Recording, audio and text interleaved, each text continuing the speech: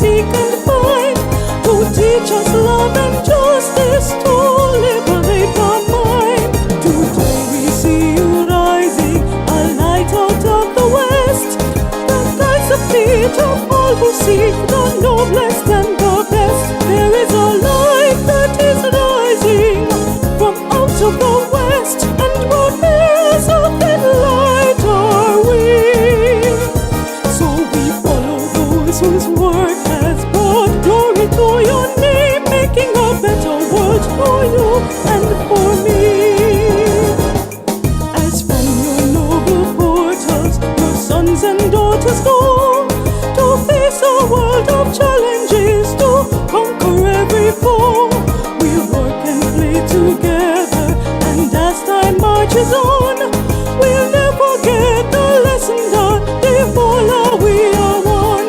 UWI, we praise you, we lift our voice in song. We let our big drums roll loud and steel pans spin ping pong. For you have shaped our lives so that we can truly sing.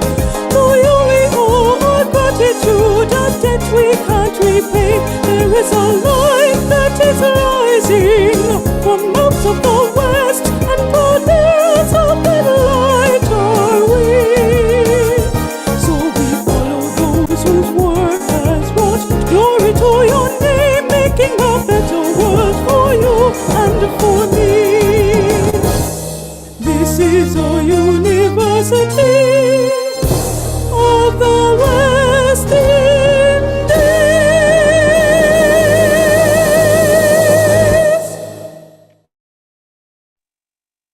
Good evening, everyone.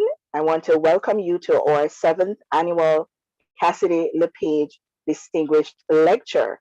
And I will be your host for tonight. I am Dr. Kadian Walters. Now, the Cassidy-Le Distinguished Lecture honors two notable linguists who have worked on Caribbean languages, that is Frederick G. Cassidy and Robert LePage.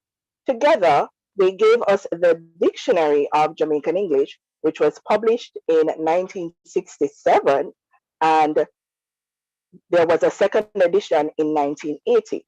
Now, Frederick Cassidy is responsible for creating a phonemic writing system for the Jamaican language. This is the official writing system. And of course, that system was modified by the Jamaican language unit, and we have what is called the Cassidy JLU writing system. And Robert LePage is responsible for having trained an entire generation of Caribbean linguists at York University, including the founder of the Jamaican language unit, Professor Hubert Devonish. Now, this event is being hosted by the Jamaican language unit, which is located at the Department of Language, Linguistics and Philosophy at the Mona campus of the University of the West Indies. Now, the Cassidy-Le Distinguished Lecture has been around since 2006, but we had a break, but we're back now, okay? And the first lecture was actually delivered by Guyanese Professor John Rickford of Stanford University, who is here with us this evening. The person, interestingly, who delivered the second Cassidy-Le Distinguished Lecture is none other than Dr. Joseph Farquharshon, who is now the coordinator of the Jamaican language unit. Now, I'm going to invite our HOD for the Department of Language, Linguistics and Philosophy, Dr. Milson-Whyte, to welcome us. Dr. Milson-Whyte?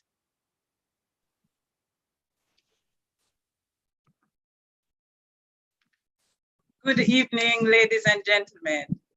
It is my distinct honor to welcome you on behalf of the Department of Language, Linguistics and Philosophy to this, the 7th annual Cassidy-Le Lecture, one of the events that the Jamaican Language Unit, the JLU, uses annually to mark International Creole Day.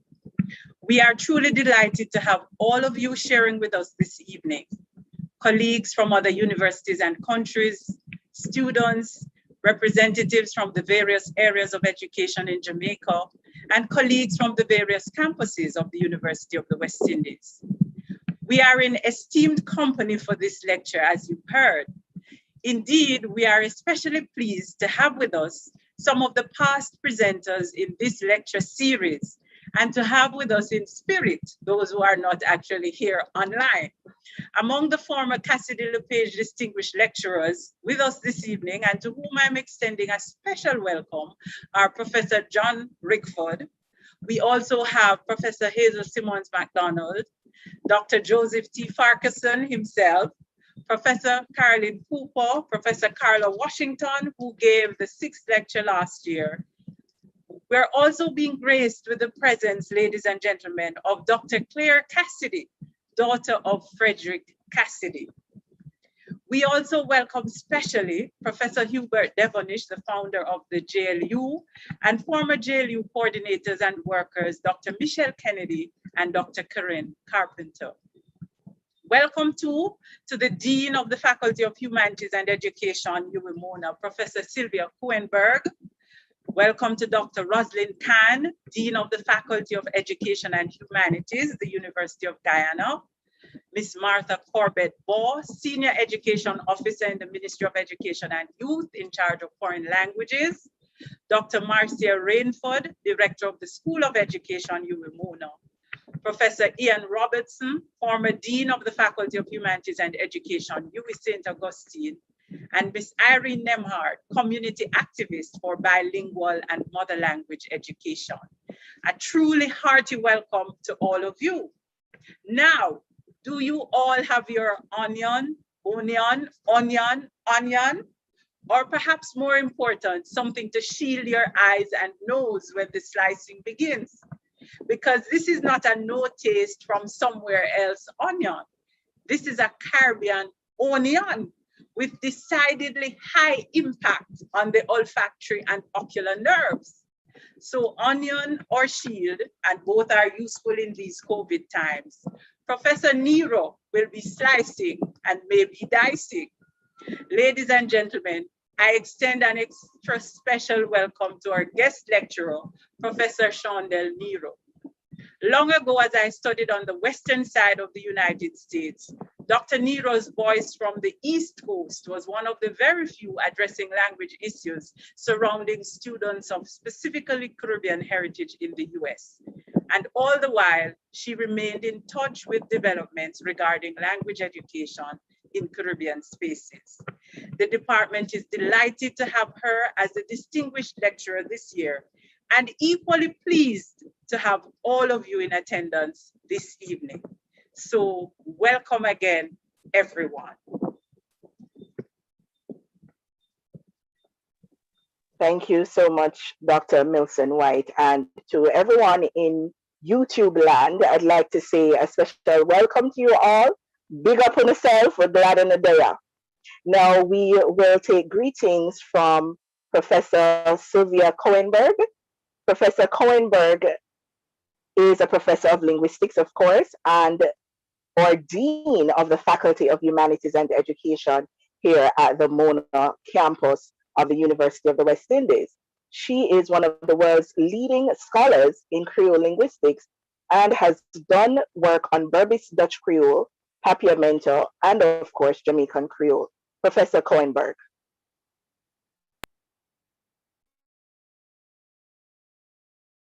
Linguistics and Philosophy, colleagues, students, our distinguished members of the Jamaican Language Unit in the Department of Language, Linguistics and Philosophy, colleagues, students, our distinguished guest, Professor Shondel Nero, friends all, good day. It is with great pleasure that I am here to say a few words on behalf of the Faculty of Humanities and Education. But aside from the fact that I am here as the Dean of the Faculty, I am also a linguist, and so I need to say a few things from the heart. The Cassidy-Le Distinguished Lecture derives its name from two 20th century scholars of language in Jamaica, Professors Frederick Cassidy and Robert LePage, two giants of our academic profession whose work did much to stimulate interest in the study of Caribbean Creoles and especially Jamaican Creole. I was privileged to meet them both at conferences of the Society for Caribbean Linguistics in the late 1980s and the 1990s, where it was clear that they were held in high esteem. Frederick Cassidy passed away in 2000, Robert LePage in 2006. Their legacy lives as long as we are indebted to their work. It is entirely appropriate, therefore, for their memories to be honored by the Jamaican Language Unit in this way annually. Once again, the Jamaican Language Unit has succeeded in securing a wonderful guest speaker. Professor Shondel Nero and her work are familiar to anyone with an interest in the role and status of Creole languages in education. The title of this lecture must surely pique the interest of any educator.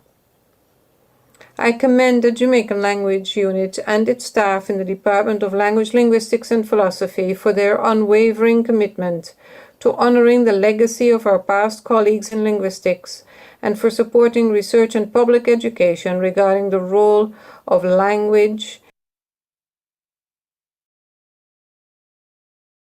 in communities and in education. And so, on behalf of the Faculty of Humanities and Education, I welcome all to the Cassidy-Le Distinguished Lecture. Thank you so much, Professor Kouwenberg.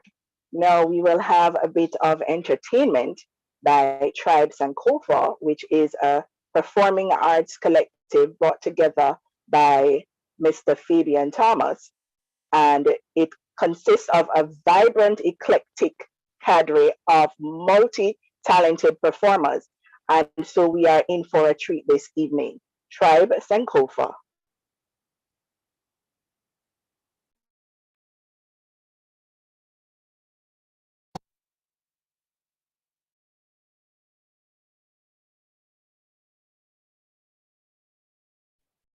In the beginning was the Word, and the Word was with God, and the Word was God.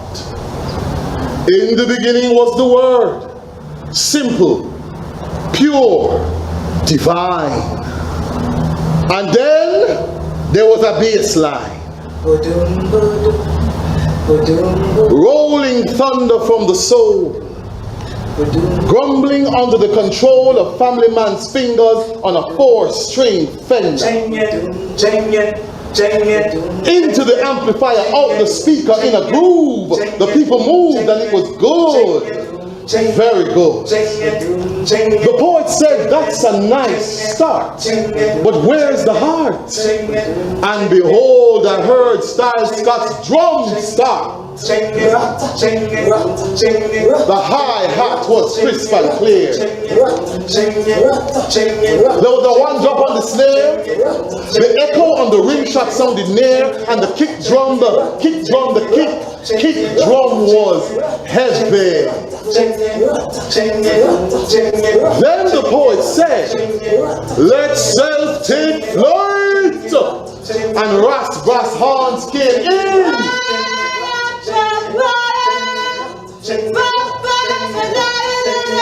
Nice and tight.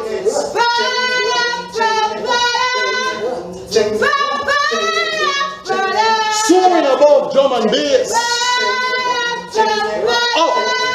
Up and up into head speed.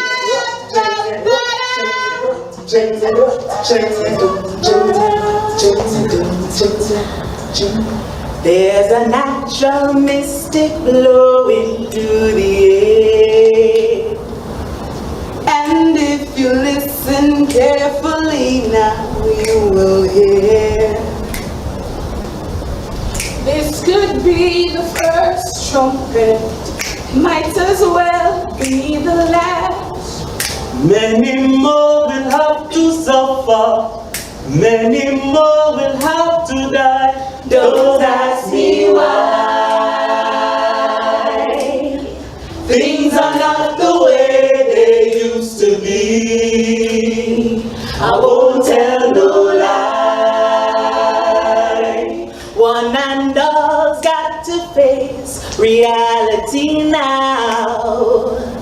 Though I try to find the answers to all the questions they ask, though I know it's impossible to go living through the past, don't tell no lie. There's a natural mystic blowing through the air, can't keep them down. And if you listen carefully now, you will hear.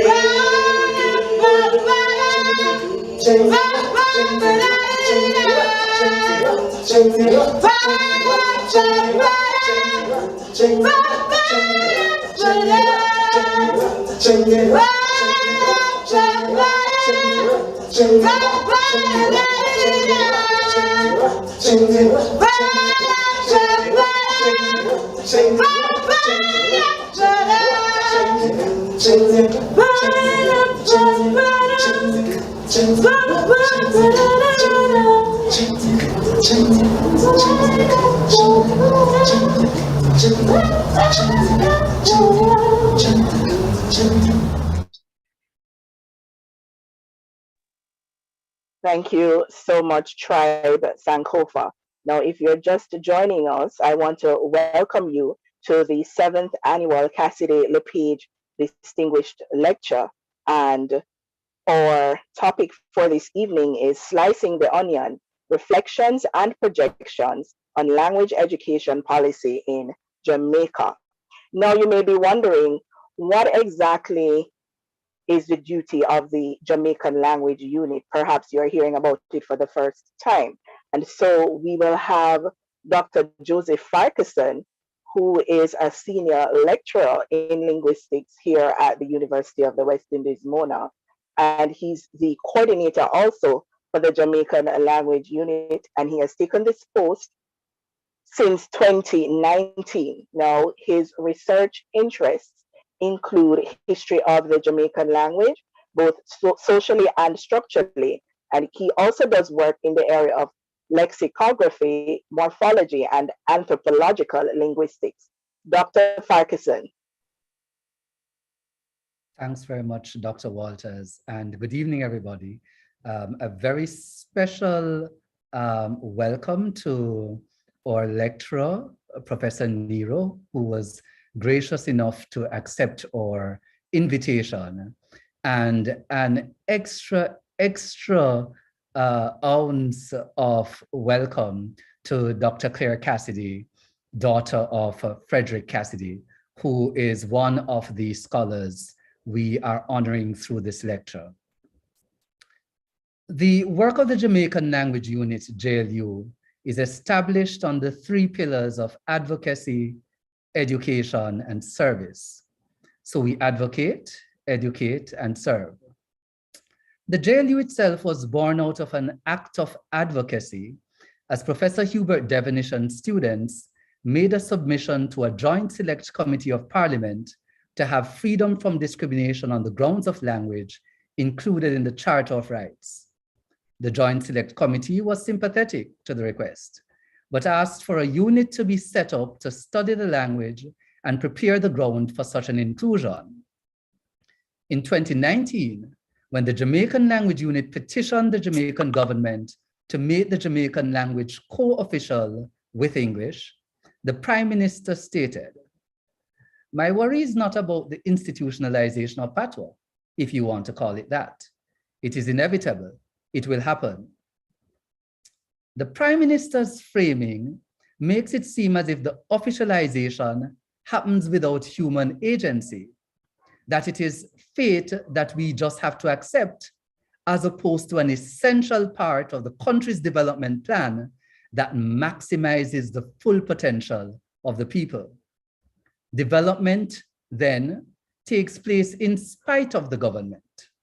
The JLU knows that institutionalization is heavy work, and that is why we have done projects such as the Bilingual Education Project, and why we are forging partnerships with groups such as the Translators and Interpreters Association of Jamaica, Wycliffe Caribbean, Bible Society of the West Indies, and the Society for Caribbean Linguistics, so that we can become part of the development and not people who development happens to. Over the almost 2 decades since the founding of the JLU, we have advocated through letters to the press, newspaper columns, radio and television appearances, and social media engagement. And last year, we also translated public advisories on COVID-19 so that Jamaicans could get the advisories in their mother language. Educate. Twinned with our advocacy is our work in educating Jamaicans at home and abroad on the history, structure, and potential of the Jamaican language. This takes place through the courses we run in the MA English language and in the undergraduate and postgraduate courses in linguistics in the department. We have hosted workshops and seminars on the different facets of language in Jamaica and the Caribbean, workshops on the Cassidy-Le writing system, etc. We are in the process of converting the Cassidy-Le writing workshops into standalone online courses that anybody from anywhere can do at will and at their own pace. In short order, we will also be adding to our offerings a suite of Jamaican language courses for non-native speakers. Service. We cannot deny that we have a deep-seated love for the language, passed down to us by our foreparents. However, our preoccupation with the language is not outdone by our concern for its speakers and how the system continues to marginalize them in many ways. And so we want to highlight the language as a tool of empowerment and liberation.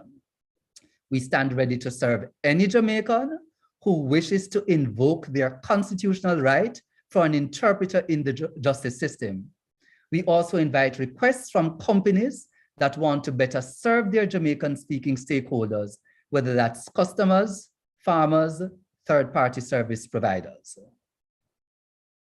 And so the Jamaican Language Unit stands ready to continue our work of advocacy, education, and service as we serve the nation. So welcome to this 7th installment of the Cassidy-Le Page Distinguished Lecture. And also I hope that you will find the conversation stimulating and not only stimulating for mere academic purposes, but that it will move us to action in the future. Thank you. Thank you so much, Dr. Farquharshon, and we are certainly pleased to hear about the work of the Jamaican Language Unit. Now we're getting closer to dissecting that onion, slicing that onion, and to introduce our presenter or keynote speaker, Dr. Shondel Nero, is one of our newly minted PhDs within the Department of Language, Linguistics, and Philosophy. Now, her work is entitled Ring Road, Evolving Currents and Models in Official Language Education Policy in Jamaica, 1947 to 2018. And therefore, it is quite fitting for her to be introducing this evening's keynote speaker. Please help me make welcome at this time, Dr. Novelette Mclean-Francis. Thank you, Dr. Walters. Dr. Cadian Walters, lecturer in the Department of Language, Linguistics, and Philosophy, and this evening's event chair. Professor Silvia Kouwenberg, Dean of the Faculty of Humanities and Education. Dr. Milson-Whyte, Head of the Department of Language, Linguistics, and Philosophy. Former and current Cassidy-Le Page distinguished lecturers, members of the Jamaican Language Unit, Mrs. Martha Corbett-Boss, Senior Education Officer, Modern Languages in the Core Curriculum Unit, Ministry of Education, Youth and Information. All other invited guests, good evening. It is my honor to introduce to you our distinguished guest speaker, Professor Shondel Nero. She is Professor of Language Education at the New York University, and her research has focused on the education of Caribbean Creole English speakers and related issues on linguistic identity and language education policy. She was a Fulbright Scholar at the UWI Mona during the 2011 to 2012 academic year, researching the implementation of the Jamaican language education policy in schools. She holds a Doctor of Education and Master of Education in Applied Linguistics and an MA in Teaching English to Speakers of Other Languages from the Columbia University, New York. Professor Nero has served with distinction in a number of institutions. She was an Associate Professor of Teaching English to Speakers of Other Languages and Bilingual Education at the St. John's University, 1998 to 2007, an Assistant Professor of English at the Long Island University in Brooklyn, New York, and a teacher of English as a second language and French in the Department of Foreign Languages at the Manhattan Center for Science and Math in New York. She has received several awards for outstanding teaching and research and outstanding publications, including the 2007 St. John's University Faculty Recognition Award for developing an innovative study abroad program in the Dominican Republic to foster cultural and linguistic awareness among teachers. She was also the inaugural recipient of the James E.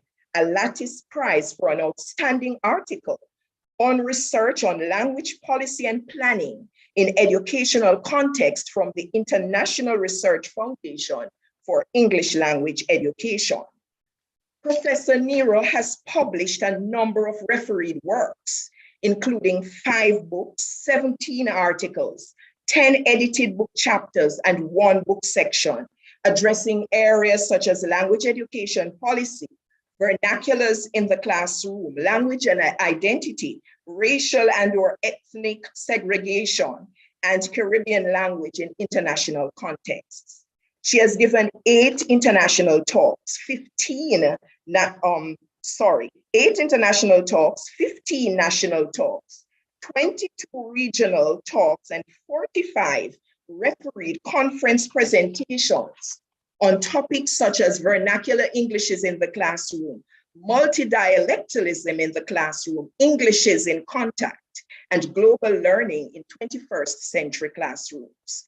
An all-rounder, Professor Nero has served as conference proposal reviewer, member, Board of Trustees at the Center for Applied Linguistics in Washington, DC, consultant, program director, multilingual, multicultural studies, mentor for doctoral students, dissertation committee member, and external reader and examiner, as in the case of my thesis, which she did in 2020. She's also the member of a number of committees. She has presented at over 40 refereed conferences across the United States, Canada, Barbados, Bermuda, and Jamaica on a wide range of topics, including teaching English to speakers of other languages, language teaching and assessment, and language education policy in a Creole-speaking environment. It is therefore my distinct pleasure to present to you this notable speaker who has contributed significantly to the field of Creole linguistics among so many areas, and is one of the most suitable persons to address us this evening. Please receive and help me welcome Professor Shondel Nero. Thank you.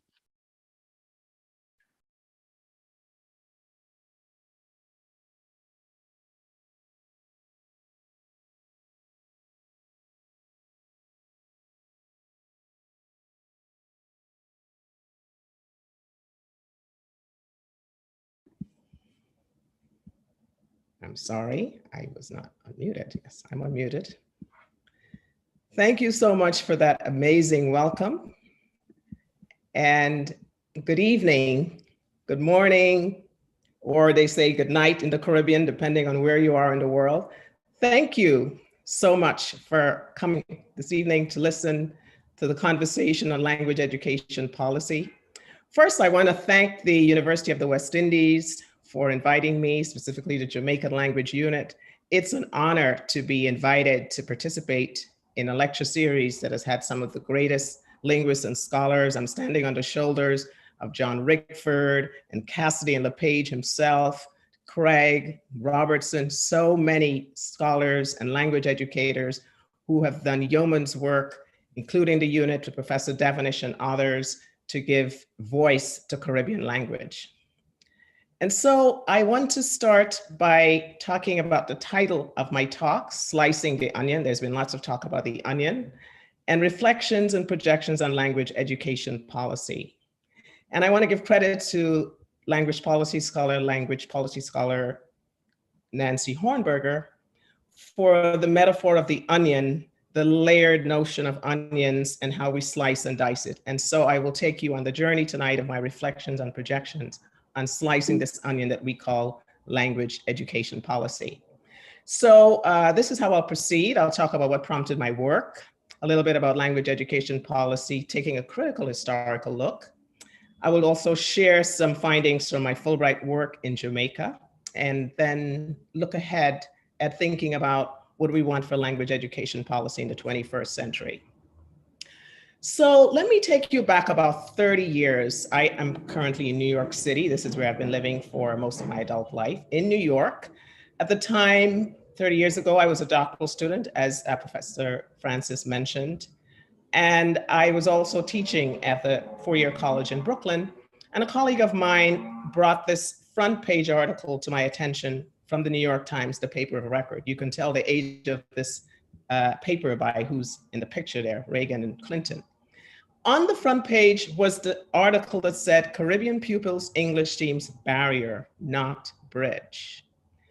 And that already struck me, and that's why my colleague brought it to my attention, because for the first time I saw Caribbean students' language being framed as something that is a problem, a barrier. Bear in mind, the Caribbean population in New York City is very large, as we have a big diaspora here. And as I dug into that article, I wanted to bring your attention to the paragraph that says, in a debate that could shape the future of thousands of immigrant children like 14-year-old Raquel, educators are deliberating whether Jamaican, Guyanese, and other Caribbean students should be entitled to schooling in English as a second language or a second dialect. And that right there is the beginning of a policy discussion, this question of what to do with this population who are now in our schools in New York and seem, for the way the article put it, to have language as a barrier. But let me situate you first when I talk about the Caribbean, what we mean, including the diaspora.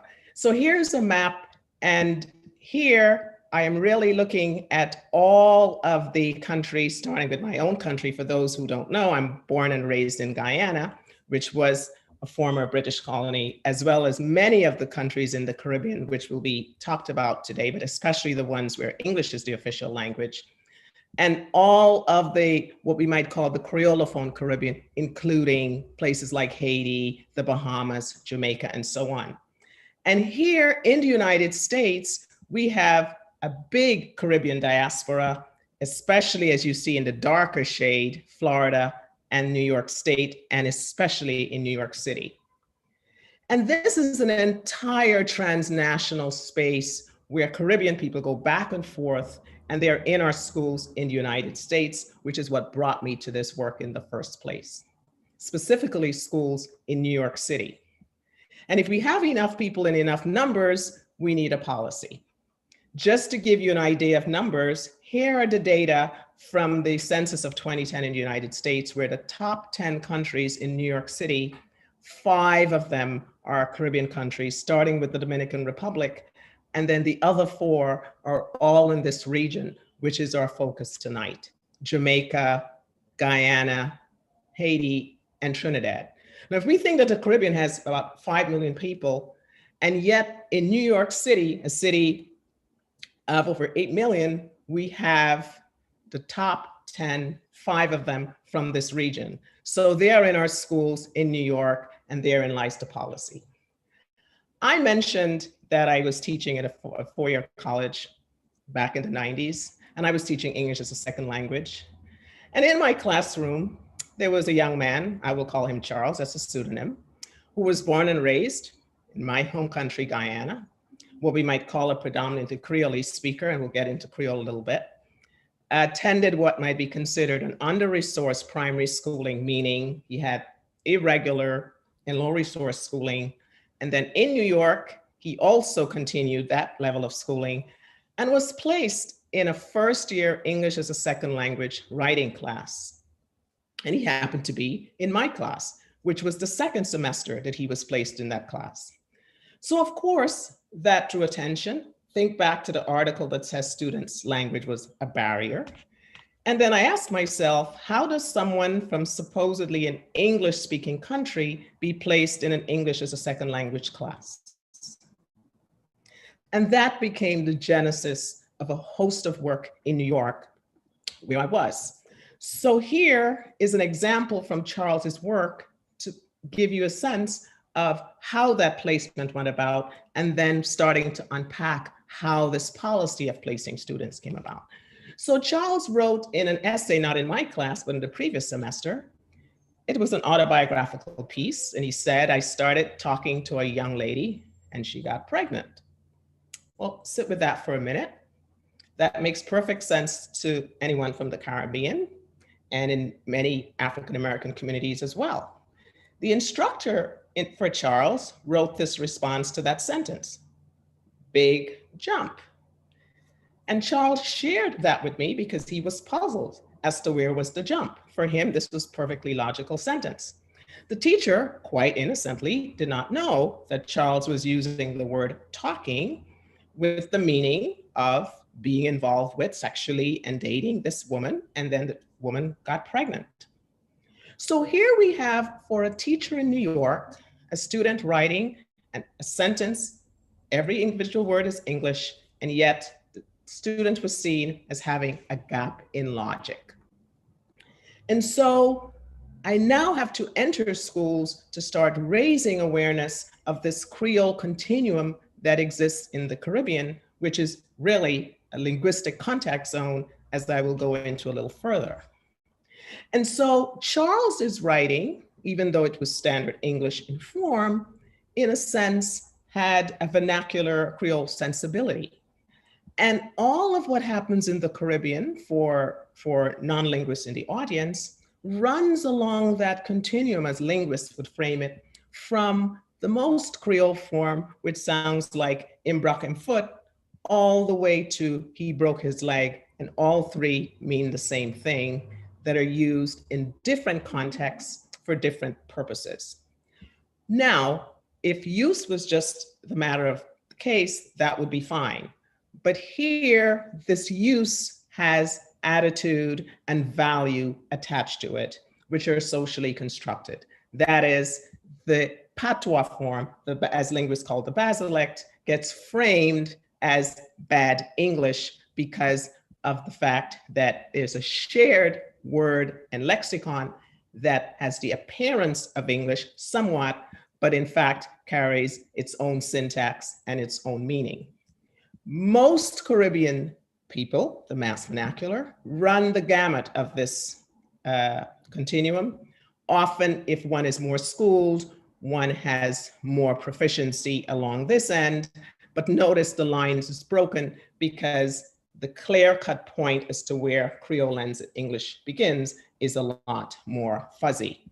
And so the ability to move along that continuum makes the speaker access or not in the school curriculum. Now, the questions raised by Charles in my class were the following. If Charles is placed in an English as a second language class, how do we decide who's a native speaker of English? Who makes that determination?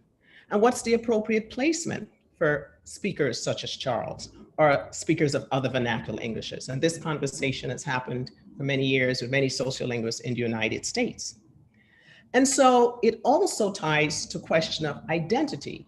If someone self-identifies as a native speaker of English, but the school says you're not, that becomes a challenge in the classroom, as was the case with Charles and many other Caribbean students who were placed in ESL classes at the time, but were quite surprised at that placement because of their self-identification. And so that merited a policy and ways of dealing with that population. So let me just give some definitions of the word policy before I move forward. So we're understanding what we mean. When we talk about language policy offers us a wonderful definition of practices, beliefs, and management, language management of a community.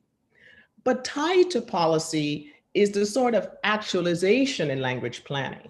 So language planning, and here we credit Hornberger and others, gives us a three-part framework. First, the status planning. We decide what language will be official, what language will be standardized. And that has a value attached to it. That's an ideological question.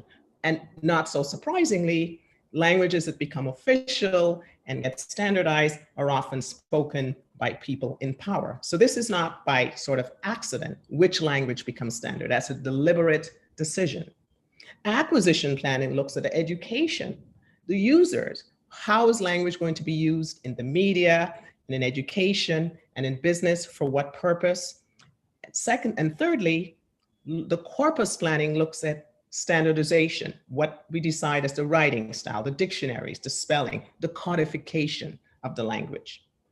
Language education policy then is a set of principles and decisions, a subset of that policy, and decides which language will be the medium of instructions, which languages will be taught as second and foreign languages, and so on, and especially the medium of instruction in schools. The medium of instruction in school has been the most contentious part of language education policy, particularly in vernacular situations like the Caribbean, as I will mention later. Some of the research on language education policy has evolved. Before, it was just seen as top-down. You have a policy to solve language problems, often in multilingual situations, and official languages and standard languages are created ostensibly for nation building and for unifying. But one could argue just as well that languages can also divide. Later research started looking at the fact that policies often subjugate minoritized groups, and their languages are stigmatized and often excluded from schooling or diminished and stigmatized in schooling. And that resulted in many movements for language revitalization, language reclamation. We've seen this in indigenous communities. We see that happening in St. Lucia and other parts of the Caribbean. More recently, the policy started being looked at as more agentive, that the policy just doesn't stay at the top. It's interpreted and implemented by real people, and often teachers in schools are the real agents in making that policy happen because they are facing students. And that's how we come through to the onion. Rosanto and Hornberger gave us a wonderful metaphor of looking at language policy as multi-layered the way of an onion is. And what I'm trying to do is to slice that onion at every level, particularly as we look at Caribbean policy.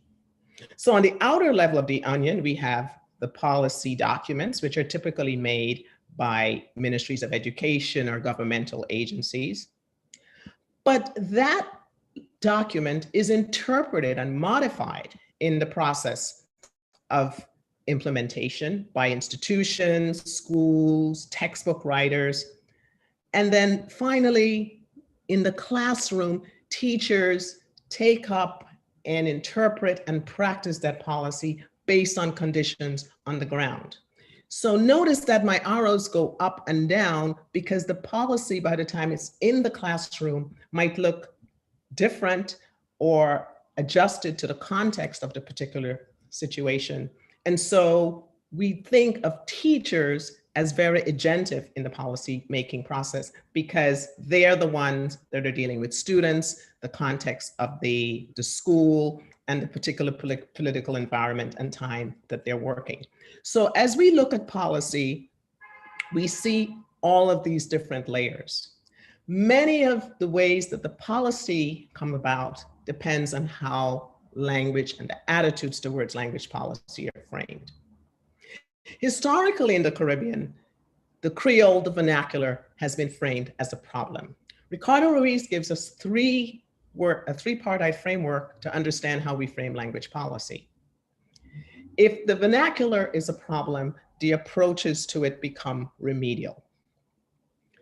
Another way to look at it is to look at language as right. And this is the works that emanating from the UN and other places that argue that language is a right very much as we have the right to religion and freedom of speech, that we have the right to our language, to be educated, to have literacy through our language, to assert our identities through our language. And the third framing of language is language as a resource, where all of our language can be used as resources, and even those who don't speak our language could learn about our language to use for resources in development. So the Creole policymaking has often been framed in the language as problem. So when I went into New York schools to do development, part of that professional development to work with teachers such as Charles is to try to reframe the language as problem attitude. So in order to do professional development with teachers, the first part of that work was unearthing the attitudes towards language, dispelling the myths around both Creole and English. Myths such as Creole is not a language, Creole is bad English, Creole is only spoken by poor people or less educated people. Creole cannot be used for literacy. Equally important are the myths around standard English, that standard English is fixed, that it doesn't change, that it is inherently superior. These are socially constructed myths that emanate from the way Creoles and Englishes enter the Caribbean. And also native speakerism, the idea that there's one imagined ideal native speaker, that if one does not match that image, one therefore becomes non-native and therefore lesser, in the way that Charles and other Caribbean students were placed as non-native speakers. Raising awareness of the history and development of Creoles and English was also part of the work with teachers in New York, and developing instructional approaches within the existing curriculum that teachers were working with to work with Creole speakers to access the curriculum. But as I worked with teachers, it came to me that they became themselves policymakers. As I mentioned, the teaching is agentive. The teacher perceptions of the students and their attitudes, and often what came out were conflicting attitudes about dialects, and those myths about Creoles extend to all non-standard dialects. And so working with teachers to participate in helping the students access the curriculum, students particularly of Caribbean background, those decisions were made in light of how they perceived the students, which students they thought had better opportunities for advancement in school. And so it was uneven. At the same time, teachers were doing their best to balance curriculum and student needs. But the elephant in the room is standardized testing, because standardized language drives instruction, and therefore teachers felt pressured to spend time working on students' various linguistic needs. Now, part of what the professional development did was to try to push back against that zero-sum game. There's a sense that any time spent on non-standard language is time lost in acquiring standardized forms, when in fact, students are very capable of handling engagements with language when it's presented in a way that is respects the language, looks at language use, looks at the ability that a range of language affords. So when language is centered and explicitly discussed in its history and its use, students engage, because everyone has an opinion on language. And the school context also affected how teachers worked with diverse students. So if you had a school that saw language as a resource, then assignments, curriculum, the literature was all supported in helping teachers to work with diverse populations. What came out of that was seeing how language education policy in the schools and all language education policy were three things: ideological, contextual, and temporal. And all a policy decision is based on some belief or some value attached to language based on the conditions on the ground. In New York schools, you have concentrations of Caribbean students in particular areas. And so in those areas, there's some awareness of how we might deal with that population. When students are sort of scattered in other areas where you don't have a concentration, in fact, the need there is even greater. Temporal nature of policy is that it changes over time based on the needs of the population, the numbers of students in schools, and the training and resources available to deal with that population. Now, as I work with students in New York, I thought it would make sense to see what is happening in the Caribbean that is producing the number of students with the range of ability in Creole, in standard English that we have in New York schools, to have an understanding to help teachers in New York work with this population. And if we go into the Caribbean, the history of language education policy comes out of our context of plantation slavery and colonization. And four big areas are that legacy which inform, in my view, language education policy. First is the sharp social stratification that came out of plantation slavery and colonization, that has a small elite class and a large underclass.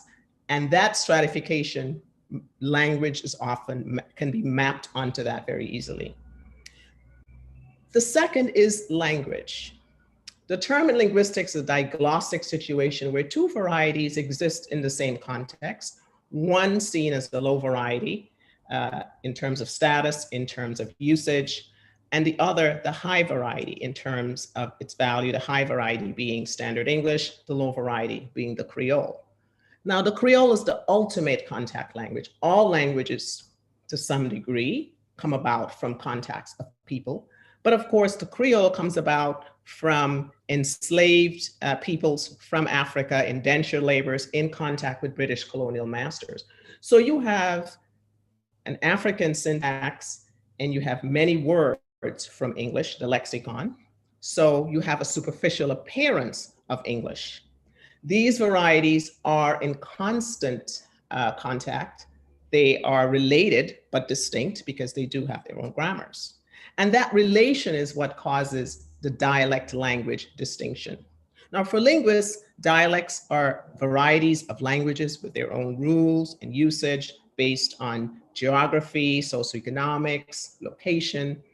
And dialects are just as valid as any other point. Standard English is a dialect, happens to be the dialect of privilege. So the legacy in the Caribbean, you have a colonial language privileged, the Creole stigmatized, and the contradictory attitude of the Creole stigmatized by its own people. And so you have what Braadkyaas calls attitudinal schizophrenia, Creole embraced for identity and true Caribbeanness, and it's also stigmatized by often by Creole speakers themselves. In fact, one of the students in New York said her grandmother would say, "Why you pick the chat so bad?" And she's saying that in Creole, attempting to have the student, their grandchild, speak in standard English, and she's making that in Creole without seeing that contradiction. The third is the dual identity of Creole and colonial. So when we see the students saying, but I speak English, why am I in English as a second language class? The public linguistic identity in the Caribbean of English only, despite that Creole vernacular spoken by most people, is a strong legacy of colonization. And that plays out in the education system where most of the politics and attitude of language plays out. The colonial structure of education, where you have more filtering of students as they go higher in the system based on national exams. So even though we've changed from the British exams, we still have a colonial structure with Caribbean exams and system that is very exam oriented. Now we've had more access to schooling compared to former years, but what we have in the system is still English as the official language. In Haiti, which I'll mention shortly, a change in that, but for the longest while, it was French. So the colonial language is the language of schooling, and the vernacular is often stigmatized in schooling and has been the case from this colonial legacy.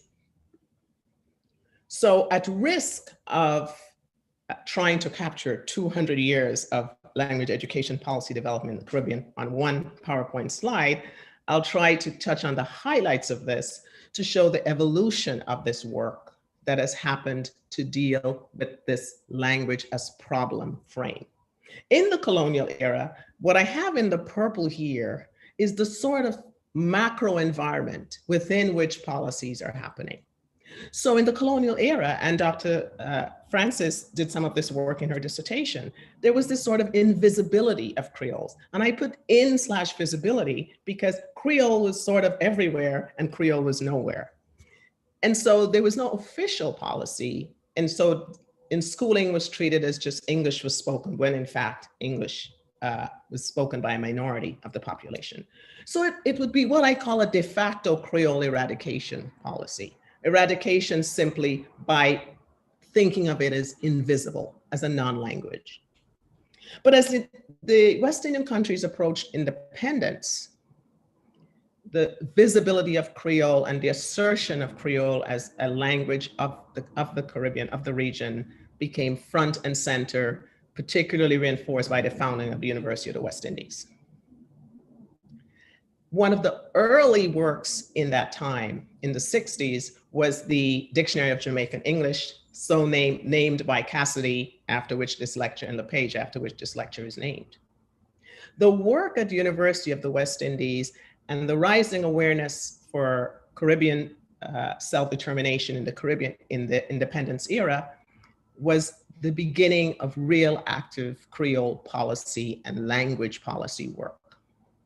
But if we look across the 70s all the way to the 90s, you have social movements happening, Black pride, Black power in the United States, a lot of assertion of Black and Caribbean pride in the area, at the same time that there's more access to schooling.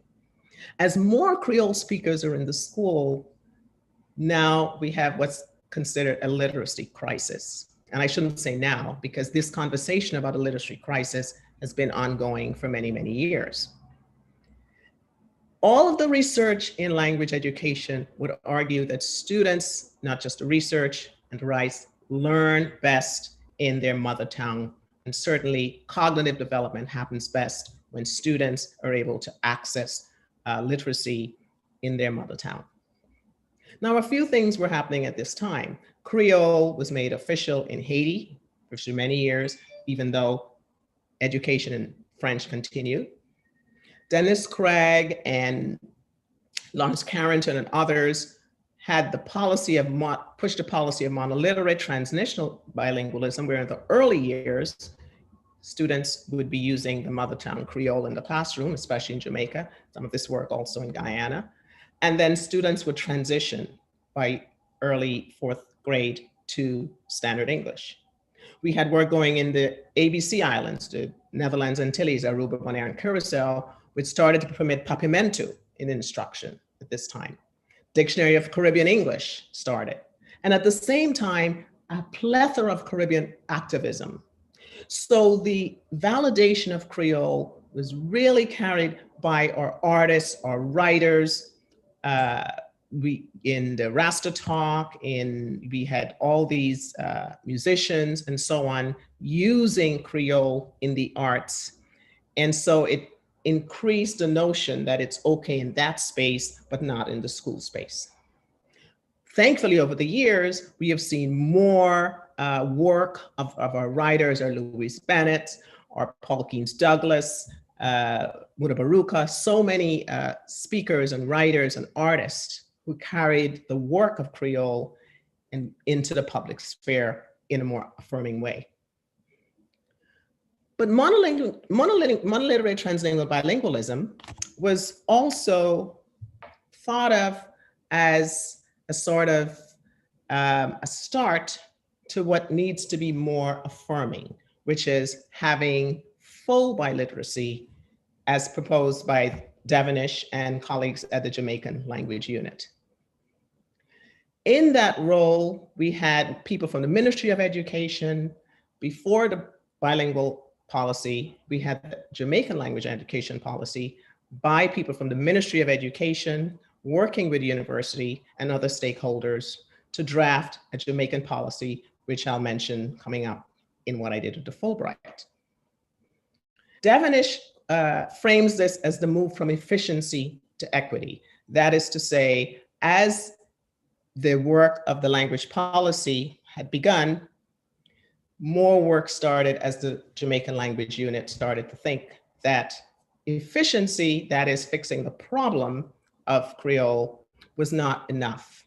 That if we want to affirm language rights as we do for other rights, we need a full bilingual program, which was then authorized by the ministry in a project from 2004, the Bilingual Ed Project, which gave promising results for students' literacy and also particularly for boys, their self-esteem went up doing that project. We had proposals from Robertson in Trinidad. We had a Trinidad and English Creole dictionary. We had work by Simmons McDonald. And all of these projects were essentially allowing Creole in the early stages for literacy with a transition to standard English as students went higher in schools. In Haiti, Michel de Graaf and his work with the Haitian Initiative finally allowed Creole to become a language of instruction in the schools. What has happened over the years is a pushing towards more literacy in the first language, but we still have one official language, which is standard English in most of these colonies. So we've come a long way. And I wanted, as I went into Jamaica, to see what happened with that language education policy draft, which it turned out to be a draft when I got there. My plan was to do a critical ethnographic study of 3 Jamaican schools and to look at the implementation of the policy, as I mentioned, that was between the Jamaican Ministry of Education and linguists at the university. The policy says the following: the language education policy provides direction for the treatment of language issues in the Jamaican educational context in order to improve language and literacy competencies. The context of this policy, I mentioned Jamaica, as many other countries in the Caribbean, is a diglostic situation where you have a Creole and English in the same environment.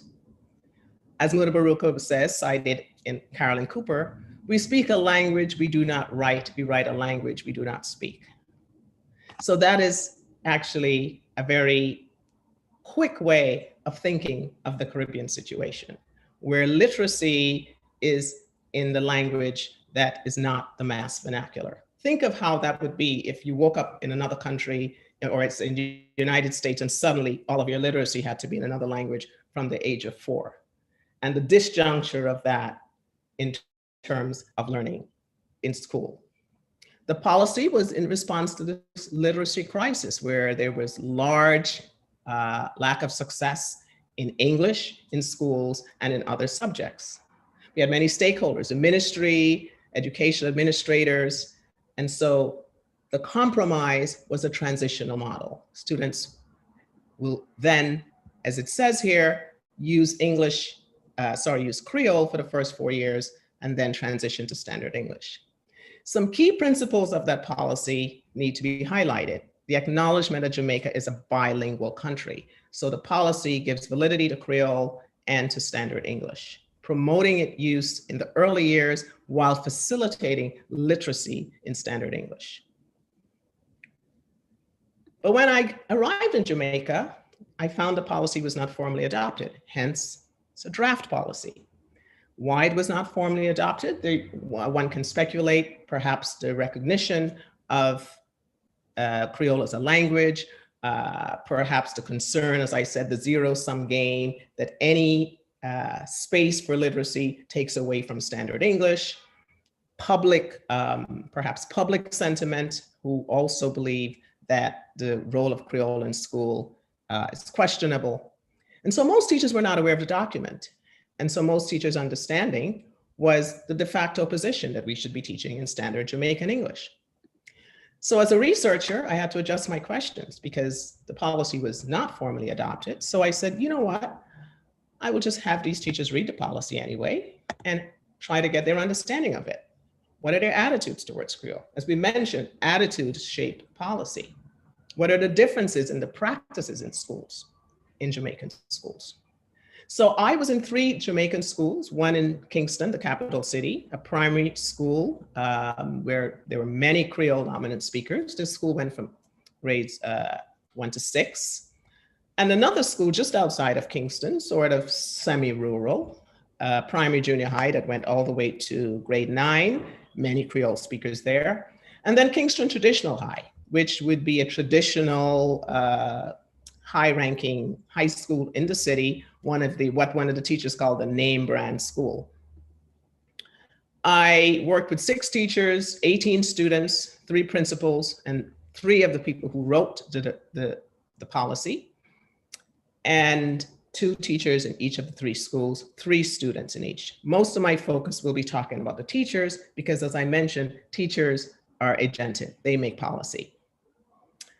Sat in classrooms. I was there for 9 months, 3-4 times a week, interviewed the teachers and the principals, the people who wrote that draft policy, looked at the language of the policy itself, and even looked at the textbooks that students were using to see, because materials drive or send a message of policy in terms of what is permissible in schools. So here are some actual quotes from teachers' understandings of the policy after I asked them to read it. First, teacher number 1 says, while we do speak Creole and English, they are more pushing for standard English per se. Teacher number 2 says, I like the part that says schools should recognize that standard Jamaican English and Creole are equally valid and regard bilingualism as a positive attribute. I think the policy is a real good way of helping teachers to help students speak the official language. However, I don't really see it being enforced. And teacher number 6 says, if we start to dabble with Creole in the classroom, it means we have failed at teaching English. So you can already start to see different takes on the policy, different attitudes towards Creole. Now, when we look at attitudes towards Creoles, we see a full range. Teachers are very much part of the population like everyone else. And so they reflect a range of attitudes towards Creole. So teacher number 2 says, I believe that language teachers should embrace Creole, especially in Jamaica, embrace our patois, teach it to students and translate the English version, so that you have an embracing attitude. Then you had a more accepting, sort of validating attitude from teacher number 4, who says Creole is a language. If you can construct a sentence in Creole and people can understand and respond to you, then it is a language. Language is for communication. Before I learned about what language is at teacher's training college, I used to think that the Creole is bad language, but now I think differently after my training. So here we see the direct impact of training on attitude shifts. So while attitudes left from our colonial legacy are very deeply ingrained, it's possible the training can change that. And then here we have some ambivalence from teacher number 1. I don't have a problem with it, Creole, because Creole comes naturally, even to me. Yes, it does. But I will teach in the standard English. But if I'm teaching a concept, I realize they're not getting it, I will go down to the Creole and explain it as best as then I say, do you understand it now? Because the truth is they do understand things better that way. So here's you see her own ambivalence. Creole comes naturally even to me as a teacher, almost as if she's surprised at that. But there's a pragmatism there, and that this is a way to access the content. And if I have to use Creole, that's what I do. So even though the policy might say Creoles should have stopped by grade 4, the teacher uses that to access. And then we have teacher 6, who also talked about dabbling with Creole, says, I'm sure you've noticed by now, I hate Creole. I don't like it, I don't use it, I don't like it in school, I don't like it in church, I don't want my daughter speaking it, you get my point. So we have a range of attitudes here, from embracing to validating to ambivalent to outright rejection. And you can imagine that those attitudes find their way into classrooms and become kind of policy. When I looked at the teacher practices, I saw particular roles for Creole and particular roles for standard Jamaican English. And I call them 4 types: scolding Creole. So the teacher, for example, in one case, the student, they were writing an essay about this high school they want to go to. So this was a grade 5 class. And the teacher was not satisfied with the student's writing. And she said, you want to go name brand school? You got to give me name brand work. You can't go there. So you see this going into Creole for a kind of scolding, or a mocking Creole when the student says, me no, and the teacher said, me no. And then we have the affectionate Creole. Give me a little hug now. The teacher connecting with the students with Creole. So all 3 of those uses in the classroom were sort of on emotion or affect. The one example for learning is when they were explaining difficult concepts, very much like teacher number 2 said, when I can't get an explanation for the concept through standard English, I use Creole. So the notion that teacher is only speaking in standard English in the class is more a perception. But in fact, Creole was very much there. Standard English was used for reading and writing with a heavy focus on grammar and oral recitation. And then you had standard English used for quote unquote correcting Jamaican Creole. And that correcting model comes from the fact that you have this situation where the languages are closely in contact. But if teachers actually separated and focused on a meaning making of what the student were saying, we would not be so concerned with Creole form, because this was a case where the student was saying tree for 3, and the TH sound, in fact, does not exist in Creole. So clearly in this math class, the student was not speaking about the tree outside in the yard, the student was speaking about the number 3. So that's a case where focus on the form was missing the point that the student actually understood a mathematical concept. And then we had standard English for all our exams, which I said drives a lot of instruction towards correcting this sort of bad language, as opposed to focusing on meaning and concept being taught. So all of that created what I call a de facto policy in the classroom. The teachers' various attitudes were reflected in their practice. So the implicit message was Creole for social stagnation. You can't go there if you speak Creole like that. That was what the teacher was saying about the student wanting to go to one of the name brand schools. On the other hand, standard English for social advancement, Creole for behavior management, for scolding, for mocking, for showing affection, Creole for certain contexts, for informal speech, and Creole must be corrected. On the other side, the classroom policy became standard English can be used anywhere, but Creole circumscribed. Standard English for the exam, which was clearly the case. So in fact, their practices, even though many of those teachers did not know the policy before being aware of it, made aware of it, some of their practices ended up de facto aligning. That is to say, when standard English is the only language of the exam, standard English is the language for social advancement. When everything else in the culture sends that message, the teachers' policies ended up reflecting that, although they got there in different ways. In the case of teacher 6, who did not want Creole in the classroom, there was no use of Creole even for explanatory purposes. So some of their practices ended up reinforcing the hierarchies and the ambivalence and the contradictions around Creole that exist in the culture at large.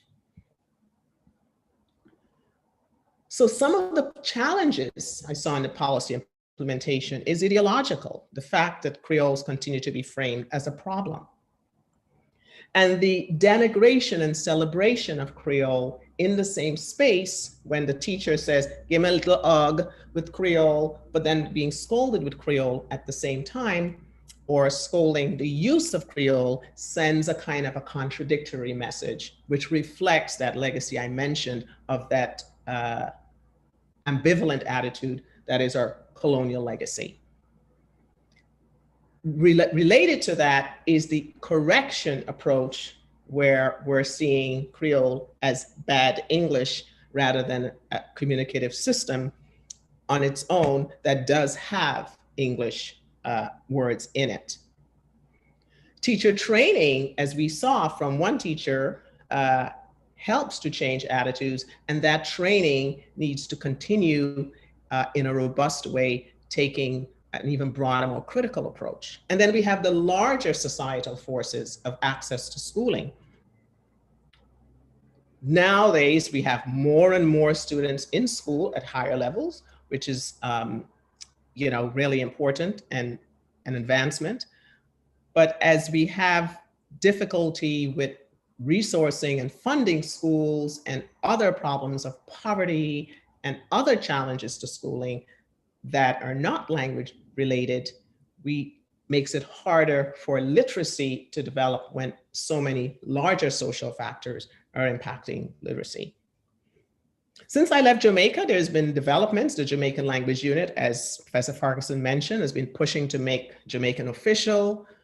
The practice of streaming, which is tracking, has been pushing to move away, because tracking, where students are grouped by ability level, also became a kind of linguistic apartheid, if you will, where students in the high stream, and that was the case in that student that the teacher said, you can't go there if you're writing like this, even in a high stream class.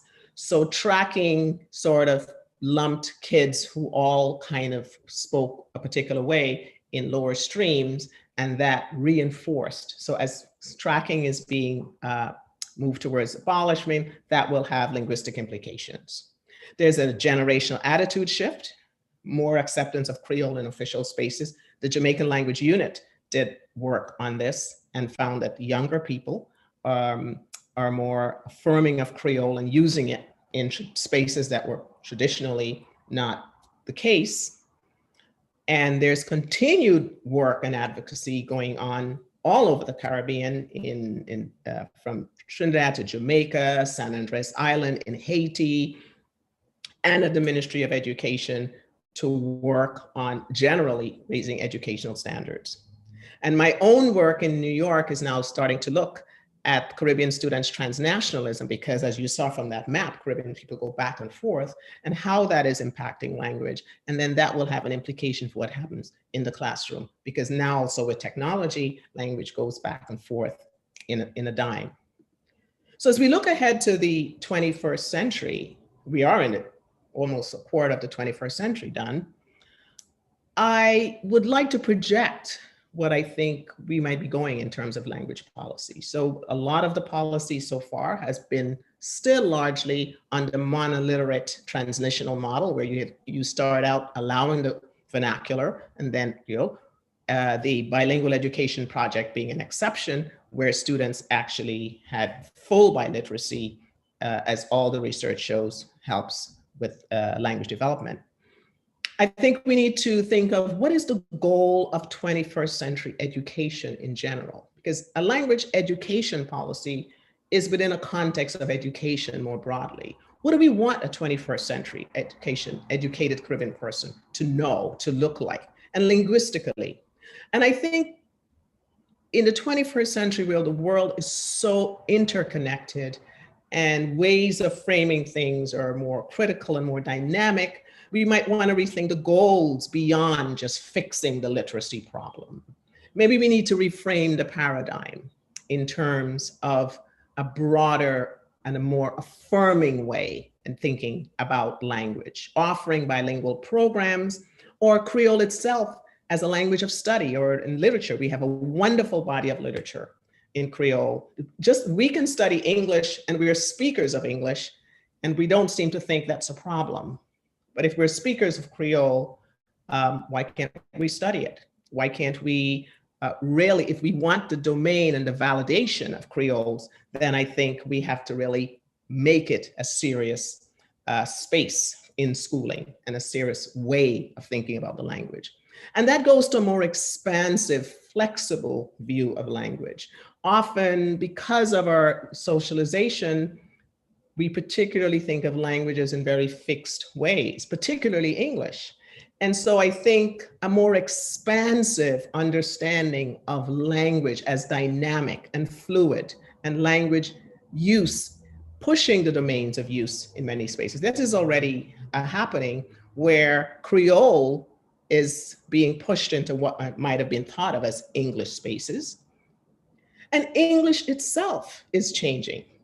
So far, we've been thinking about Creole, and English seems sort of untouchable. But a policy that includes English, as it should, because it's very much part of the Caribbean history and it's a world language, should also look at English and its uses in all spaces, just as Creole can be pushed into spaces previously the case. When I walked around the UWI campus, I certainly heard more Creole than colleagues who were at UWI, let's say 40 years ago. So domains of use and a more robust, explicit focus on language as a policy and how language use can be expanded, I think it's helped. The stakeholders can be more, we can include more stakeholders, obviously people who know about language, but some of our younger generation have a lot to say language. Some of our artists have a lot to say on language policy. I think more sociolinguistic profiles of individual Caribbean countries. Our country's immigration and movement has changed. In Guyana, for example, we have now populations from Brazil and Haiti and other countries there. And once populations come into schools in large enough numbers, we start to look at our policy. So our policy has to be really temporal and contextual to the times. I think more qualitative and quantitative studies on implementation at various levels of policy. How are these policies playing out? And they have to be robust enough, but flexible enough to deal with change for the 21st century. A critical approach to teacher training, looking at attitude shifts over time, and thinking of ways that the curriculum can be accessed with language of various kinds, where we're not so focused on language as fixed, but language as a communicative force. Engage in the diaspora. I think it's important as I'm in the diaspora myself, and I think as we have a transnational population, the more we're in conversation about the best ways to engage language in schools with Caribbean people wherever they are, that helps to prepare people for working in the 21st century world. And finally, taking the long view, that often we are kind of present this and we're thinking that the problem is now and it's not moving. But if we look over time, as I did on my timeline, there has been change. When we started out with an invisible de facto eradication policy towards monoliterate bilingualism, towards biliteracy, and now we want a real robust way to center the language of the population in the educational process. I want to stop and thank the Fulbright funding for my work, the University of the West Indies and the Jamaican Language Unit for inviting me. the Ministry of Education and colleagues who worked in education. Some of them I met in Jamaica, like Belma Pollard and Beverly Bryan, all of these people I worked with while I was there, the teachers at the schools, the policy developers, the students, my own university, and the doc students that helped me in some of the research, Heather and Lily and others, and the linguists and educators in the audience for all the work that you've done and continue to do, and whose shoulders I move on. And of course, to all Caribbean people for keeping Creoles alive. Thank you, everybody. Walk good.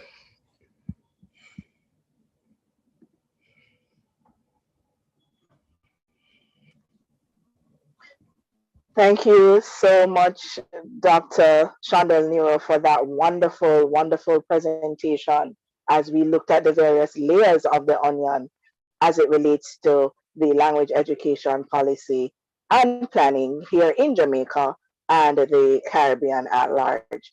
We want to take some questions at this time. So I'm going to ask Dr. Farquharshon to assist me in this area.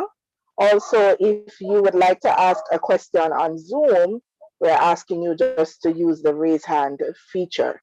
So I see some questions coming in.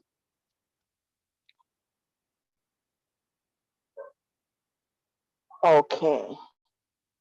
So Sonia says, how do we recognize the importance and value of Creole while preparing Caribbean students to communicate in a small world that is growing ever smaller?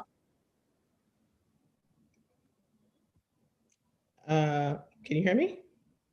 Yes, I'm hearing you. I guess it seems as though the implication for that question is actually the hegemony of English making the word smaller, if I dare sort of say that. But again, it's there's an assumption that the engagement with Creole comes at the expense of English. I'm not suggesting that. I'm suggesting that students need to be able to work in the world with English and Creole, and there's space to engage it fully if we think creatively in schools.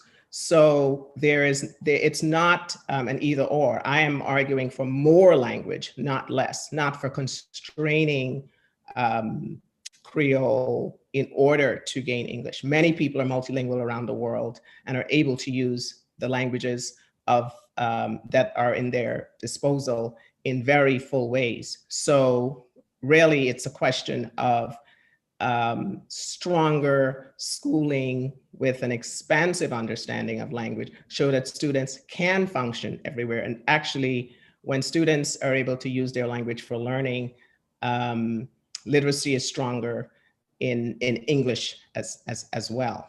And we see that in bilingual situations. Some of the smartest people in the world are fully biliterate people speaking many, many languages. Okay, thank you so much. Now I'm seeing Professor John Rickford. Your hand is raised for a question. You may go ahead. Yes, thank you, Shondel, for a very interesting presentation. You know, I'm wondering, as I think about it, you know, in the West Indies, people are very proud of the literacy rate. We have this inflated literacy rates, you know. A good question of what literacy really means, anyhow. So that for Guyana, I just checked it, it was 85.66%. For Jamaica's 88.1%, with women supposedly having 92.7% and men having 83%. And I think it tends to breed complacency, especially by the people who have been well educated already and are not really conscious of the extent of what's really happening in many rural areas along the country. Much less what's happening in courts, what's happening in health systems. You know, is someone who speaks Creole getting the same treatment in the courts as somebody who speaks standard English? And So anyhow, I'd like you to address the issue of literacy and literacy rates within the Caribbean. Well, as I mentioned, there's been, certainly for most of my growing up in Guyana, there's always been so there's this strange sort of paradox. On the one hand, there's a celebration that there's this high literacy rate, and yet there's this also concern that there's a literacy crisis. So, so are both true. And what it is that often, as you said, there's a sizable part of the population that have literacy challenges that are often not talked about, except when you have, like you said, they confront the system in the courts, in nursing, and so on. And I think that access to schooling for that population has to be a key in addressing the question of literacy. The question of literacy is not simply because of speaking Creole per se. It's the question of access to high quality schooling to allow students to be able to access content and so on. So I think the question of the literacy problem is a larger problem of schooling, access, poverty, resources in those schools, and really the systems like the health system and the court system really becoming, this is an equity issue, having a realization that those people have rights to good health and to legal representation.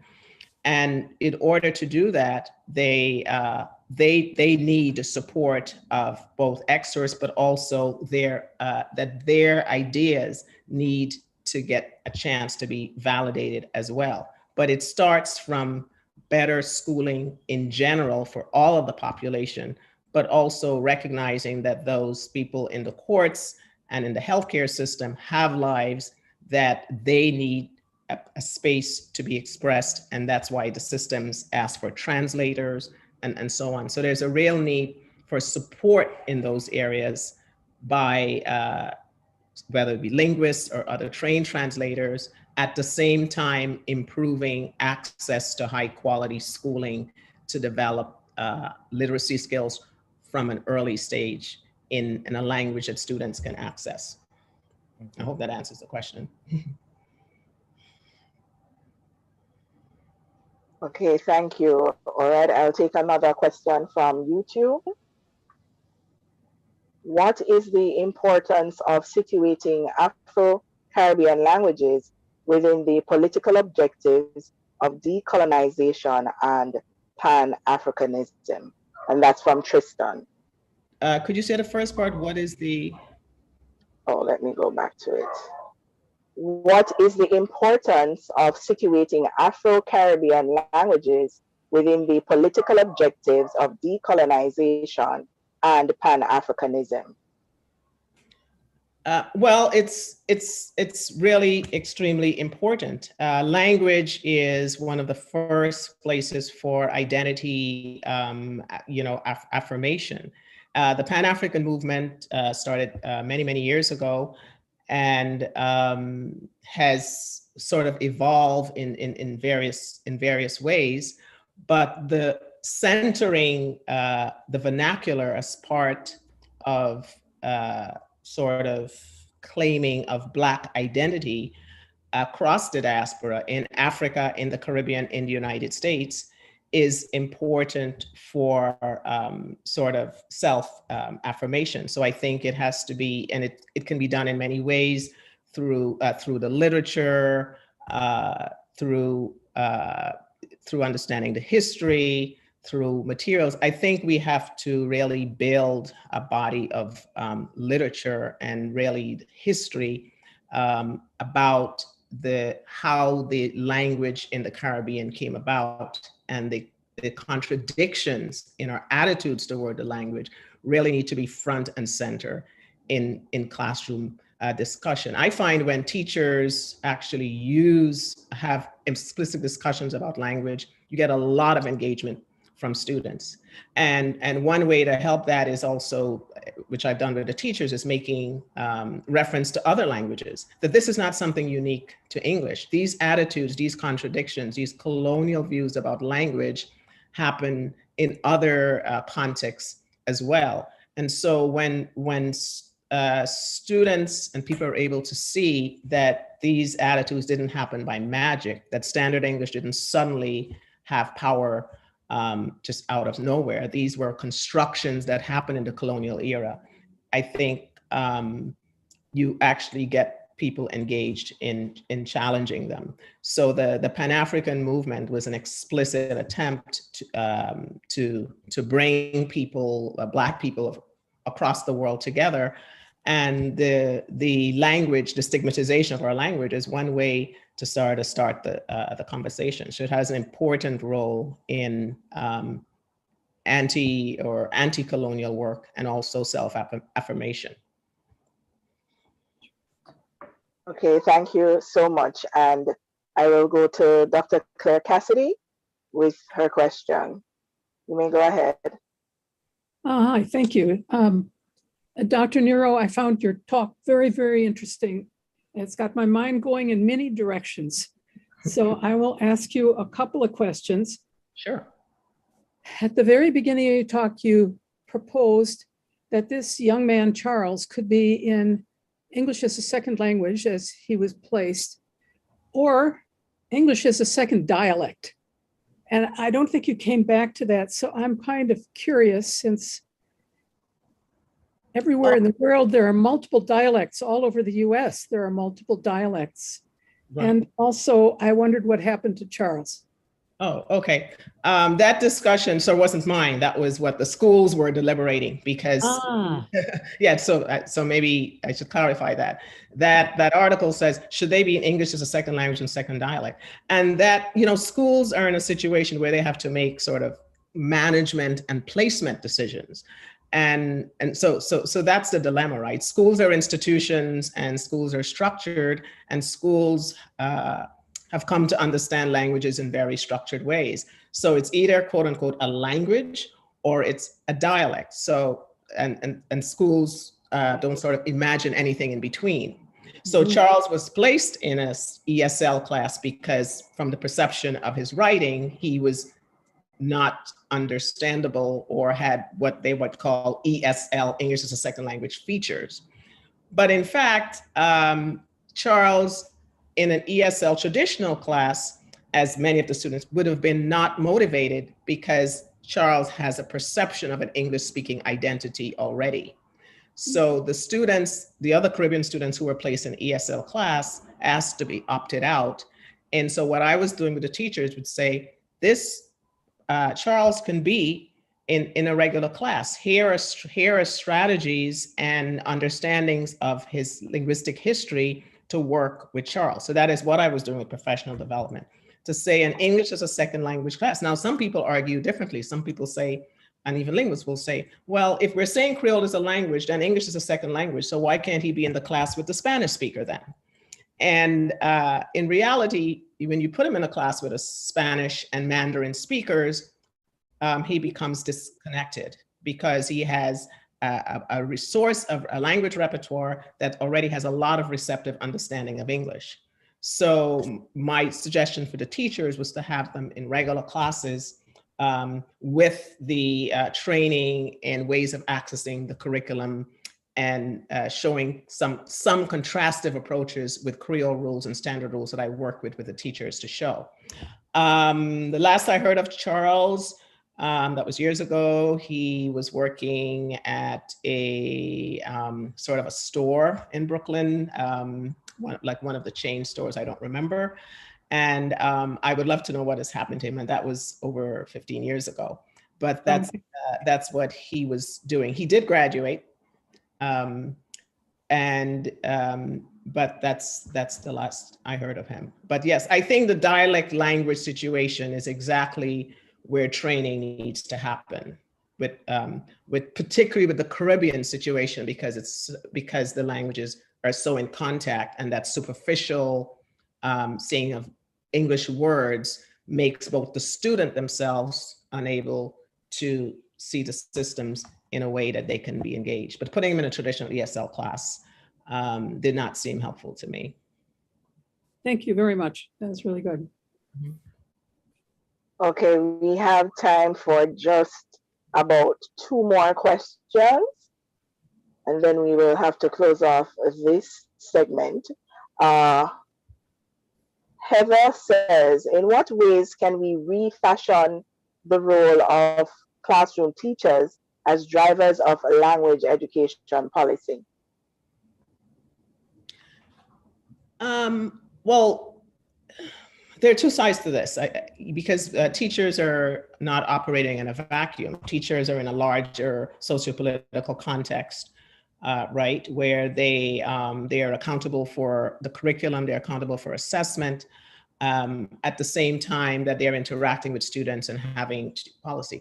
I think it's at 2 levels: attitudes and actual training, and some risk taking. The teachers who are actually willing to think outside of the box and engage with language and the content actually do very well. One of the teachers that I worked with in Brooklyn designed some amazing assignments within the curriculum she had students researching, for example, different uses of language in their own communities in Brooklyn. So they would go out and sort of document language usage in the community, look at the signs, look at where, and within Brooklyn, there's plenty of Caribbean language all around that you use.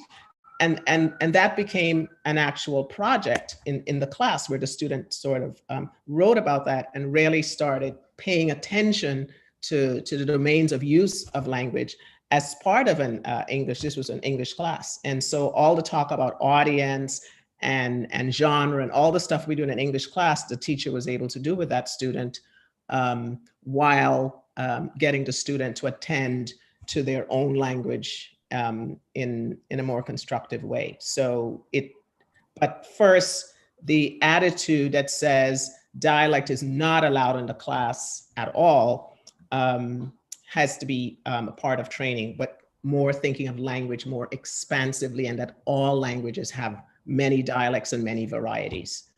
And that's why I think when we use examples from other languages, students usually get it. Okay, certainly. Let me take this last question, this final question from Dr. Alison Irvin. It says, how do you suggest that we get past Creole as a problem to be solved? I'm picturing English speakers being told that their kids would need to pass Creole exams if we are aiming for bilingualism. You know, I think we probably, right? So here we talking about attitudes and views of Creole, right? I think that once we have to, that's what I said, we have to take the long view. Language change and language policies don't come about sort of overnight. If we think of English, has had a long, long history of before it became this sort of standardized sort of world language with this kind of reach, which did also happen through colonization. But I think when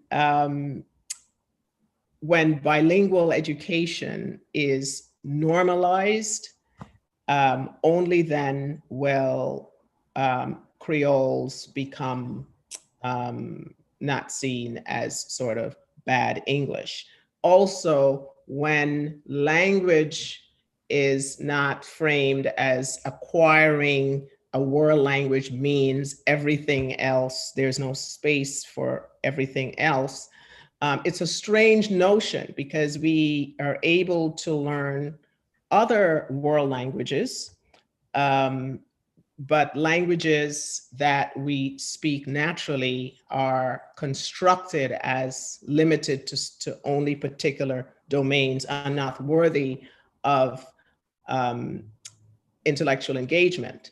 So the way to expand the validity of a language is to engage it in the process of learning along with English and others. It's very possible children acquire many languages at the same time with ease. And so literacy in one does not come at the expense of another. We have to push back against this zero-sum game that somehow one is wasted. Most literacy gets better as we know more language and we expand our linguistic repertoire. So it's an attitude shift that will take time. And that's why I said we have to take the long view. When we think of the attitude shift now compared to 30 years ago, the fact that we can hear Creole in more spaces shows that there's been a change. And we have robust debate in the public sphere about this is going to hold back my kids and this is going to hold back my kids. And in fact, many people who are educated and very successful are able to use their full linguistic repertoire with not a problem. Thank you so much, Dr. Nero. Now, we have had quite a lot to digest as we dissected and sliced the onion. We are going to take a little breather and we're going to hear from the award-winning group tribe, Sankofa, once again. Okay.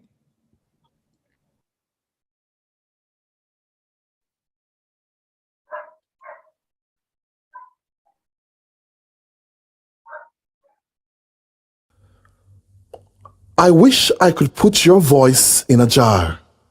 Wait for those lonely winter nights when I forget what God sounds like.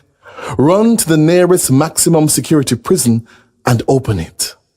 Watch the notes that bounce off the walls like ricocheted bullets, punching keyholes into the sternums of every brother in the room, skeletons opening, rose blossom beautiful, to remind you that the way to a black man's heart is not through his stomach.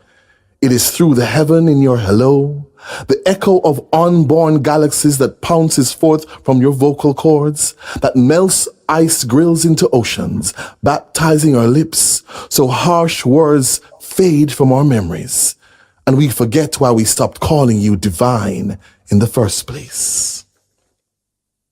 When I was born, my mother's smile was so bright it knocked the air from my lungs, and I haven't been able to breathe right since.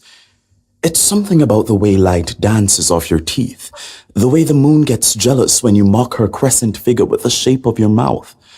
Queen, you make the sky insecure, self-conscious of being forced to stare at your face every morning and realize that the blues of her skin was painted by that symphony doing cartwheels on your tongue. Who else can make kings out of bastards? Turn a fatherless Christmas into a floor full of gifts, and a kitchen that smells like the Lord is coming tomorrow and we must eat well tonight. I used to think my sister was a blacksmith, the way she baked fire and metal and made kitchen miracles at 14, making enough food to feed a little boy who didn't have the words to say how much she meant to him back then, or enough backbone to say so the day he turned 20. Your skin reminds me of everything beautiful I have ever known. The color of ink on a page, the earth we walk on, and the cross that hung my Savior. I've seen you crucified too, spread out on billboards to be spiritually impaled by millions of men with eyes like nails, who made mothers of your daughters.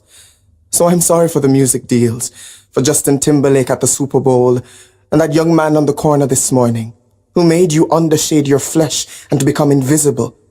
Never doubt, he only insults you because men are confused.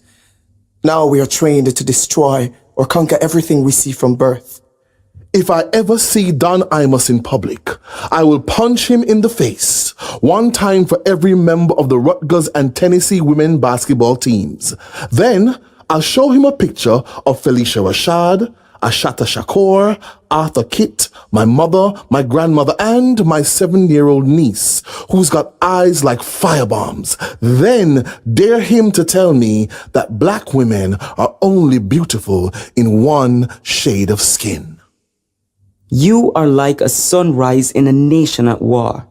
You remind people that there is always something worth waiting up to. When we're married, I will cook, do the dishes, and whatever else it takes to let you know that traditional gender roles have no place in the home we build. So my last name is an option. Babysitting the kids, a treat we split equally. And our bed will be an ancient temple where I construct altars of wax on the small of your back. We make love like the sky is falling, moving to the rhythm of bed springs and Belle Biv DeVoe. Angels applauding in unison, saying, "This is the way it was meant to be." My daughter will know her father's face from the day she is born. And I can only pray that the Superman complex lasts long enough for me to deflect the pain this world will aim at her from the moment she's old enough to realize that the color brown is still not considered human most places. But my daughter will have a smile like a wheelchair. And so even when I am at my worst, when the kryptonite of this putrid planet threatens to render me grounded, the light dancing off her teeth will transform the shards of my broken body into heart-shaped blackbirds, taking flight on a wing that reminds me of my Savior's hands, my daughter's smile, my mother's laugh, when I was in her womb. Never stop pushing. This world needs you now, more than ever. We are Tribe Sankofa, a performing arts collective based in Kingston, Jamaica. You can find us on Instagram, Facebook, YouTube, and Twitter. Just look for Tribe Sankofa. Peace, love, blessings. Thank you so much again to that very talented group, Tribe Sankofa. Now, as we get ready to wrap up our proceedings here, I'd like to encourage particularly the agents of this movement to post the link on their social media pages. If you're on Instagram, Facebook, Twitter, just to share the link so that we can spread the word, because the link will be up, the recording will be up for others to view. So you may share it with a colleague. If you're a teacher, we're asking you to share it with your colleagues so that they too can partake of this slicing of the onion that we did here today.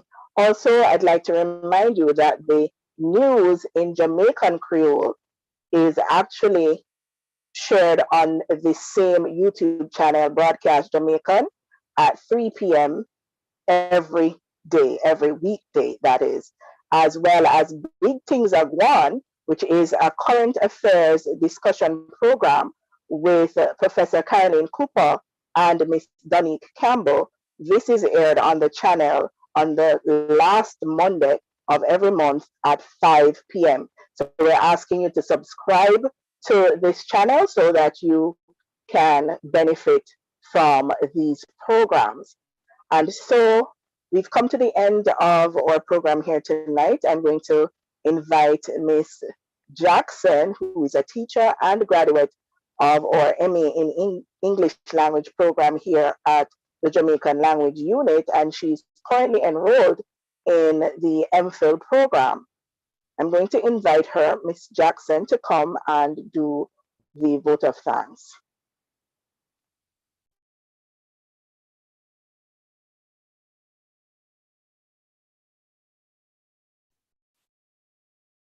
Ladies and gentlemen, a time to withdraw the curtain, you know. It's time for us to pull the curtains down.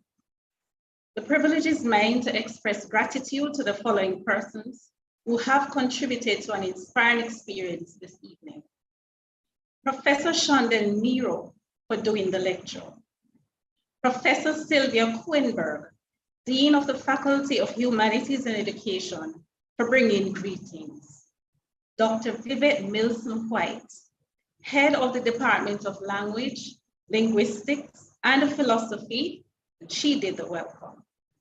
Dr. Joseph T. Farquharshon, Coordinator of the Jamaica Language Unit, for outlining the work of the unit.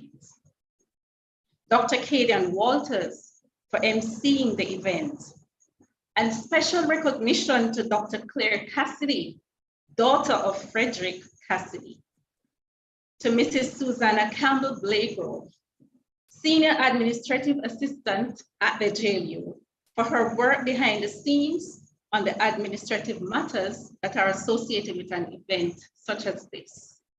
Ms. Shade Stewart and Ms. Danique Irons for creating the lovely flyers and program respectively.